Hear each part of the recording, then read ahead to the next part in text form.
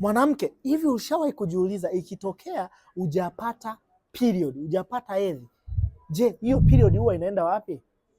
Ni swali ambalo inapaswa ujiulize. Period yangu inaenda wapi? Au damu yangu ya hedhi inaenda wapi? Kila mwezi mwanamke tunasema hivi, period inapotoka tunasema hivi, ile damu huwa inatoka kwenye ukuta wa uzazi. Tunasema pale yai linakuwa limeshindwa kutungishwa, yani limeshindwa kukutana na mbegu ya mwanaume, sawa? Kwa hiyo huwa linabomoka kwenye kuta ya uzazi na kutoka nje kama damu, sawa? Ndio tunasema mwanamke huyu anapata period, na hapo tunasema mwili huwa unajiandaa kwa ajili ya kuovulate, ya kuachia yai jingine, kupevusha yai jingine kwa ajili ya wewe kupata nini? Ujauzito. Sasa ikitokea hujapata period, haya mambo yanaweza yakatokea wewe kwa kutopata period tu, kutoiona period.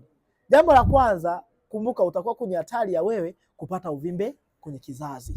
Hilo ni jambo la kwanza. Sawa, tunaita fibroids. Sawa. Jambo la pili, wewe utakuwa na changamoto ya kupata complication kwenye mirija yako ya uzazi. Either una ovarian cyst, sawa, au kublock kwa nini? Kwa mirija ya uzazi. Ila changamoto nyingine inaweza ikawa ni chanzo kikubwa cha endometriosis, sawa, tissue ambazo zinabidi ziwe ndani ya kizazi kwenda kuota kwenye kuta ya kizazi au kuota nje ya kizazi. Ila jambo la tatu, hii inaweza ikakuweka hatari kuja kupata tatizo la dysmenorrhea, sawa, ile hali ambayo tunasema unaingia period ila unapata maumivu makali ambayo unatamani tumbo ulifunge. Hii ni kutokana na wewe period yako kutotoka kwa wakati. Na jambo jingine tunasema hivi, inaweza ikapelekea wewe mwanamke kutopata ujauzito kabisa. Natumai umejifunza kitu juu ya period yako ambapo huwa inapotea kama haijatoka nje kama takamwili ambayo ni damu chafu.